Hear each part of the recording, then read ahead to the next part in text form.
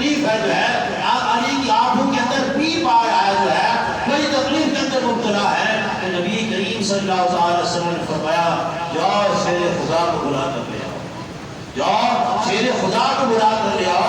جب شیر خدا رضی اللہ تعالیٰ ہوا ہے اور آنکھ دکھتی ہوئی آنکھ ہے اور آنکھ کے اندر بڑی تکلیف ہے جو ہے, نبی کریم صلی اللہ علیہ وسلم نے اپنے ساتھ بٹھایا اور بٹھا کر لعاب کا رنگ نکالا اور لعاب کا رنگ نکالنے کے بعد آپ کی آنکھوں پر لگا دیا اور جیسے آنکھوں پر لگانا تھا وہ تکلیف بھی ختم ہو گئی, پیر کی آنکھ کا آنا بھی ختم ہو گیا, جو سخت پر تھا وہ بھی ختم ہو گیا اور علی شیر خدا رضی اللہ عنہ کی آنکھیں درست ہو گئی.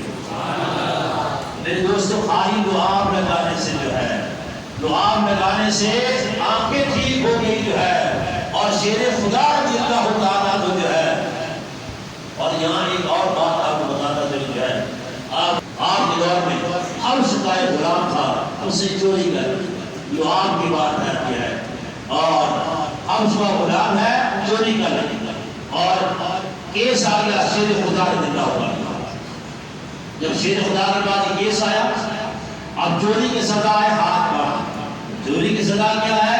ہاتھ کاٹنا. تو حضرت شیر خدا رضی اللہ تعالیٰ حکم فرمایا اس کا ہاتھ کاٹ کے دے, اور اس کا ہاتھ کاٹ دیا. وہ ہاتھ جب کاٹ گیا جو ہے اور اس پٹی باندھ دی گئی جو ہے اور وہ جا رہا ہے اور آگے جا کر ایک کافر مل گیا کہ بتاؤ جی آپ کے ساتھ کیا سلوک ہوا؟ تو آپ کے شیر خدا رضی اللہ تعالیٰ مجھے جہنم سے بچا دیا. اب ہاتھ کٹ گیا ہے بندے کا اور بندہ کہہ رہا ہے اور جب کافر مذاق اڑا رہی ہے تو کیسے مسلمان ہو جو ہے تمہارا پیر جو ہے تمہارے ہاتھ کاٹ دیتا ہے.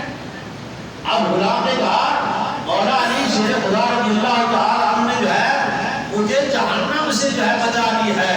آپ شیر خدا رضی اللہ تعالیٰ عنہ کی تعریف کرنا شروع کر دیا اور جب تعریف کرنا شروع کر دی شیر خدا کی اور پھر ادھر جو ہے اگر شیر خدا رضی اللہ تعالیٰ کو پتہ چلا جو ہے کہ کافر اس مسلمان کا اس حبشی غلام کا مذاق اڑا رہے ہیں, کافر کا اس غلام کو بلا ہوا میرے پاس اور غلام واپس آ گیا. اب شیر خدا رضی اللہ تعالیٰ نے